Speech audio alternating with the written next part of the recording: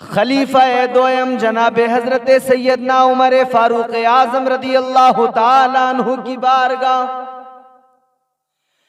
कौन उमर? वो उमर जिसके लिए मेरे आका ने इरशाद फरमाया, ताजदारे मदीना ने फरमाया, उमर वो है कि उमर जिस रास्ते से गुजरता है उस रास्ते से शैतान नहीं गुजरा करता है। मजीद मेरे आका ने फरमाया, उमर हजरत उमर की शान बयान फरमाई। मेरे आका फरमाते हैं, इमामुल अंबिया फरमाते हैं, उमर का मकाम ये है, अगर मेरे बाद में कोई नबी होता तो वो कोई और नहीं बल्कि मेरा उमर होता। ये हजरत उमर फारूक आजम है। अल्लाह अकबर। सहाबियत इनकी ये कि हुजूर पाक सल्लल्लाहु ताला अलैहि वसल्लम के जो 4 यार हैं उनमें दूसरा नंबर हजरत उमर फारूक आजम का है। और मकाम ये है, अजमत ये है कि मेरे आका ने फरमाया मेरे बाद कोई नबी होता तो उमर होता, दूसरे खलीफा बने आप। आपके दौरे खिलाफत में आधी दुनिया पर इस्लाम का परचम लहरा रहा था। आपके दौरे खिलाफत में एक शख्स आपकी बारगाह में आया, चेहरा लटका हुआ है, मुंह उतरा हुआ है। आ गया हजरत उमर फारूक आजम की बारगाह में, कहने लगा, अमीरुल मोमिनीन मेरा मामला हल करो, मेरा इंसाफ करो। सैयदना उमर फारूक आजम ने फरमाया, बोलो क्या मामला है? अर्ज करने लगा, हुजूर मैं 2 साल के बाद में अपने घर आया हूं। 2 साल मैंने परदेश में गुजारे, अपने घर से दूर रहा। 2 साल के बाद में घर पे मैं आया हूं, और जब घर पे आ रहा था तो बड़ा खुश था। मेरे दिल में बड़े अरमान थे, जाकर अपनी ज़ौजा से मिलूंगा। बड़ी ख्वाहिशें दिल के अंदर थी, अपने घर पहुंचूंगा। लेकिन जैसे ही मैं घर पहुंचा मेरी सारी खुशियां खत्म हो गईं, मेरी ख्वाहिशों का जनाजा उठ गया। हजरत उमर फारूक आजम फरमाते, बात क्या है, बात बताओ। अर्ज करने लगा, हुजूर 2 साल के बाद में मैं अपने घर आया, मगर घर आया तो मैंने क्या देखा कि मेरी बीवी हामिला है, बीवी मेरी उम्मीद से है। हुजूर 2 साल तक मैं घर नहीं था, लेकिन मेरी बीवी उम्मीद से है। जब मैंने अपनी बीवी से मालूम किया, ए मेरी मनकूहा, ए मेरी ज़ौजा, ये बता दे तेरे शिकम में जो बच्चा पल रहा है वो किसका है? तो कहता है, वो कसम खा के कहने लगी, ए मेरे शोहर, ए मेरे सरताज, वो किसी और का नहीं, वो तेरा बच्चा है, वो तेरा खून है, वो तेरा बच्चा है जो मेरे शिकम में पल रहा है। अल्लाह अकबर कबीरा। बड़ा पेचीदा मसला लेकर आया है ये शख्स। हजरत उमर फारूक आजम की बारगाह है। कहने लगा, हुजूर 2 साल तक बाहर रहा हूं, टच नहीं किया, बीवी को छुआ नहीं, फिर आखिर मेरी बीवी हामिला मैंने पाई, मेरा बच्चा कैसे हो सकता है? हजरत उमर फारूक आजम ने फरमाया, अच्छा। बुलाया गया उसकी ज़ौजा को। बुलाने के बाद में जब उससे मालूम किया गया, वो फिर कसम खा के कहने लगी, किसी और का नहीं, मेरे शोहर का है। लेकिन बात समझ में आने वाली थी नहीं, सब लोग हैरान थे। हजरत उमर फारूक आजम ने शरई तकाज़ों को मलहूज रखा। जो नजर आता है बज़ाहिर उसी पर हुक्म लगता है शरीयत का, और उसी के मुआफिक, उसी के मुताबिक फैसले सुनाए जाते हैं। हजरत उमर फारूक आजम ने शरई तकाज़ों का ख्याल करते हुए फैसला सुना दिया। अल्लाह अल्लाह जनाब हजरत उमर फारूक आजम ने फैसला दे दिया कि रजम किया जाएगा, यानी इसको संगसार किया जाएगा। और इस्लाम का कानून ये है, अगर कोई शादीशुदा निकाह के बाद में औरत हो या मर्द जिना करे तो सजा ये है कि उसे संगसार किया जाए, इतने पत्थर मारे जाएं कि उसका दम निकल जाए। हजरत उमर फारूक आजम ने फैसला सुना दिया, रजम किया जाएगा। मुजरिम पाई गई वो औरत, लिहाजा सजा सुना दी गई, संगसार किया जाए। अल्लाह अल्लाह सजा तो सुना दी गई, लेकिन हजरत मुआज बिन जबल करीम में बैठे हैं, अल्लाह अकबर कबीरा, फैसला उन्होंने भी सुना है। लेकिन हजरत उमर फारूक आजम की बारगाह में अर्ज करने लगे, ए अमीरुल मोमिनीन, ए खलीफतुल मुस्लिमीन, फैसला तो आपने हक सुनाया है। उमर फारूक आजम, जो नजर आता है, जो जाहिरी तौर पर दिखता है, शरई हुक्म उसी के मुआफिक और उसी के मुताबिक लगता है, लेकिन मैं आपकी तवज्जो एक बात की तरफ दिलाना चाहता हूँ। अल्लाह अकबर कबीरा, हजरत उमर फारूक आजम ने फरमाया, बोलो मुआज क्या बात है। अल्लाह अकबर कबीरा, हजरत मुआज ने तवज्जो दिलाई कि हुजूर इसके शिकम में बच्चा पल रहा है, लिहाजा शरीयत का हुक्म ये भी है कि जब तक वो बच्चा पैदा न हो जाए इसे सजा न दी जाए।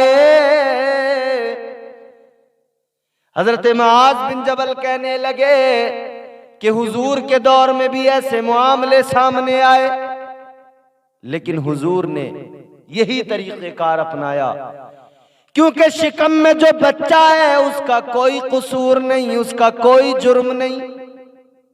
जुर्म अगर है तो उस बच्चे की माँ का है, लिहाजा जब तक वो दुनिया में नहीं आ जाता है तब तक इंतजार किया जाए।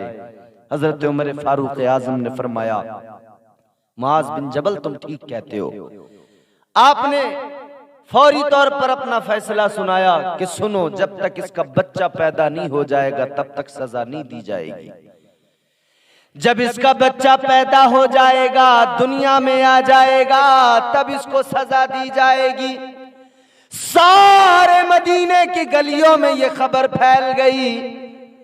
आपस में लोग कानों में बातें करने लगे और इंतजार करने लगे कब इसका बच्चा दुनिया में आए, कब इसके बच्चे की विलादत हो और कब इसको सजा दी जाए। अल्लाह अकबर कबीरा।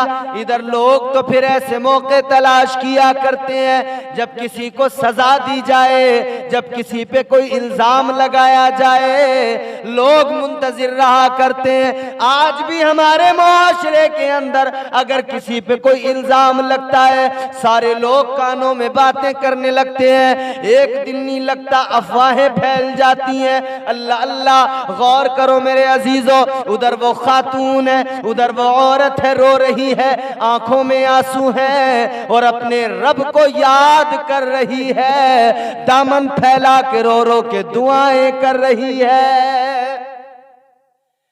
अल्लाह की बारगाह में अर्ज करती है, मौला ऐ मेरे परवरदिगार, तू बड़ा करीम है, तू बड़ा रहीम है, मालिक तू दिलों के हाल जानता है, तुझसे कुछ भी छुपा नहीं, तेरी जात से कोई शय पोशीदा नहीं।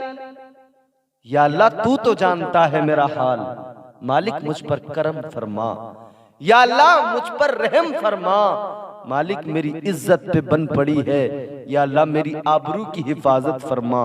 आंखों से आंसू बह रहे हैं, गिड़गिड़ा रही है, रो रही है, अपने रब को याद कर रही है। और मेरे अजीजों, जब कोई बंदा रोता है और अपने रब की बारगाह में फरियाद करता है, मुश्किल चाहे जितनी बड़ी हो, मगर याद रखना रब की रहमत से बड़ी कोई मुश्किल हो नहीं सकती है। वो नवाजने पे आए तो नवाज दे जमाना, वो नवाजने पे आए तो नवाज दे जमाना, वो करीम ही जो ठहरा तो करम का क्या ठिकाना। अल्लाह अल्लाह, उसने अपने करीम रब को याद किया, उस रब को, वो रब जो अपने बंदों से 70 माओं से ज्यादा प्यार करता है। दिए से लो कभी तूफान से ताकत छीन लेता है, वो जालिम बादशाहों से हुकूमत छीन लेता है। बहुत ही सादगी से तुम गुजारो जिंदगी अपनी, हवा में उड़ने वालों से वो शोहरत छीन लेता है। और जिस शेर के लिए मैंने ये दो शेर पढ़े वो सुने, जो इस मजमून से मिलता जुलता है और चिपकता हुआ है। दिए से लो कभी तूफान से ताकत छीन लेता है, वो जालिम बादशाहों से हुकूमत छीन लेता है। वो अपने नेक बंदों को कभी रुसवा नहीं करता, मगर भटके हुए लोगों से जन्नत छीन लेता है। जो अल्लाह रब्बुल इज्जत की बारगाह में आंसू बहाए, गिड़गिड़ाए, तौबा करें, अल्लाह उन्हें कभी रुसवा नहीं करता है। जो अपने रब को मुश्किल वक्त में याद करें, अल्लाह अपने उन नेक बंदों को रुसवा नहीं किया करता है। इसने रब की बारगाह में रो रो के दुआएं मांगी, गिड़गिड़ा के दुआएं मांगी, ऐ मेरे मौला तू दिलों का हाल जानता है, या अल्लाह तू सब कुछ जानने वाला है। परवरदिगार करम फरमा दे। आखिरकार वो वक्त आ गया कि इसका बच्चा पैदा हुआ, बच्चे की विलादत हुई, बच्चा दुनिया में आया। अल्लाह अकबर कबीरा। मेरे अजीजों अब गौर करना, बच्चा पैदा हो गया, सबने आकर देखा, बाप ने भी बच्चे के आकर देखा, यानी उस औरत के शोहर ने। जब उसने आकर देखा तो हैरान रह गया। क्या देखा? अभी जो बच्चा पैदा हुआ है उस बच्चे के दांत भी मुंह के अंदर निकले हुए हैं। वो बच्चा पैदा हुआ है तो आम बच्चों की तरह नहीं, जैसे आम बच्चे आम तौर पे पैदा होते हैं। अल्लाह अकबर कबीरा। वो बच्चा पला हुआ पैदा हुआ, वो बच्चा ऐसा कि उसके दांत भी निकले हुए।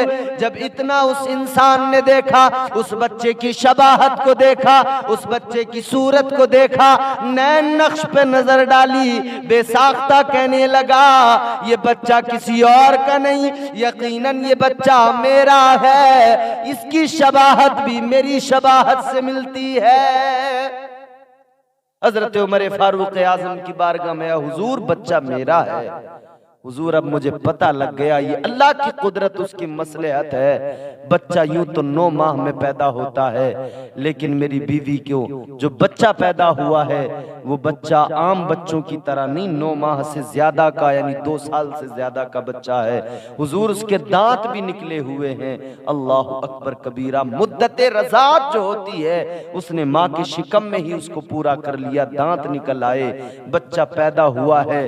अल्लाह रब्बुल इज्जत की कसम मेरे अजीजों, जब उसने हजरत उमर फारूक आजम की बारगाह में अर्ज किया था, ए उमर फारूक आजम, ए खलीफतुल मुस्लिमीन, बच्चा मेरा है। अब मुझे पता लग गया है ये रब की कुदरत है, उसकी कुदरत का एक नजारा है।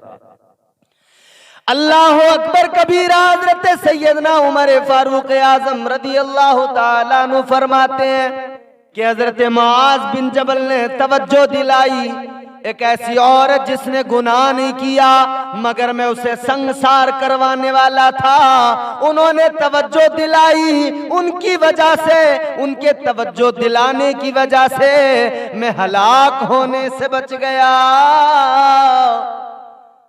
अल्लाह अकबर। हजरत उमर फारूक आजम फरमाते, मुआज बिन जबल ने अगर तवज्जो न दिलाई होती तो शायद वो औरत जो है उसको मैं सजा वही दे देता, और वो उस सजा की सबब, जबकि वो मुजरिमा नहीं थी, जबकि वो उसने वो गुनाह किया ही नहीं था, जुर्म किया ही नहीं था, लेकिन वो संसार हो जाती। मुआज बिन जबल के तवज्जो दिलाने की वजह से वो संसार होने से बच गई और मैं हलाकत से बच गया।